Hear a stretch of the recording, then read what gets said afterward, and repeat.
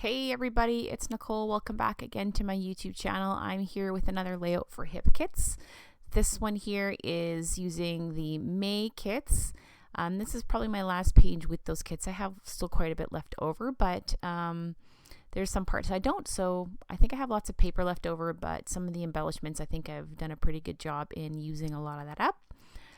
So I really wanted to keep this one kind of simple. I'm just made like a bit of a basic grid design here on the bottom of my page. I had these photos printed already, and so I kind of just went with it. So this is actually at a beach, believe it or not, 45 minutes from where we live. We live in the middle of Canada.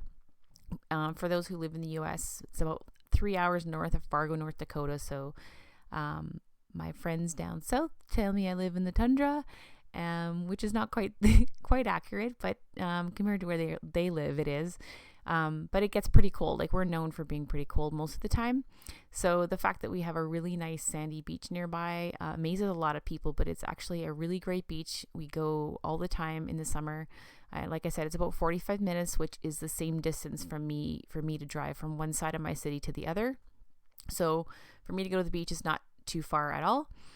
And so we go there every summer, and we've gone there ever since I was a kid. I still remember going there when I was really little with my grandparents, even camping. So we're not big campers, but we like to do day trips and stuff like that. So this is just some photos from one of our day trip adventures. So that's the title of my page. And I'm mixing up the Chamel thickers that were in the May add-on, as well as the exclusive ones in the kit. Really like the exclusive puffy ones. They're pretty fun. I love that color blue. They're really pretty. And I'm using a lot of leftovers for this kit. So I have like a leftover piece of paper that I use, and I'm using some, as you can see, I have lots of these die cut flowers left over from other projects from this month. So I'm using a bunch of those just kind of scattered along the top part of my layout. I'm just going to add a little more to my title to fill in that area, and then get going with more of my flowers. So I end up sticking with just the two colors of flower, the yellow that matches that striped paper by Chamel on the top edge there, and then this kind of pretty, I want to call it a pink, but it's almost like a coral kind of pink. It's really pretty. So I'm gonna scatter those in and amongst my photo grid, and then I'm gonna add some leaves here that I've just cut with my silhouette. These also were left over from last week's sketch project that I did. And there you go. You can see I have a couple, like 3 clusters of flowers, which is kind of like that whole rule of threes thing. And I had thought I cut these out with my silhouette, but it appears I actually hand cut all these leaves. I don't even remember doing that. And this is just from the cardstock in a kit. So just a nice simple way to cut them. There's no fancy way to do it, and I'm just doing like a larger leaf and then a smaller one, and then adding a cluster of 2 to each of those flowers. So pretty simple page, not a lot going on. Here's some of my leftover embellishments that I have from the kit. So I'm going to add some of these great buttons. Those are buttons, Nicole.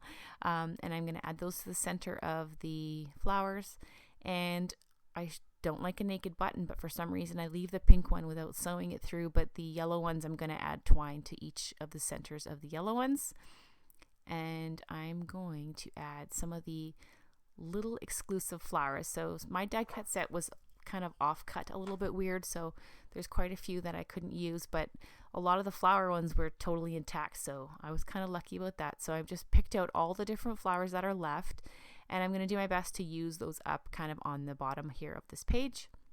And I also have some of the arrows that were working out alright, so I'm going to add that to my photo.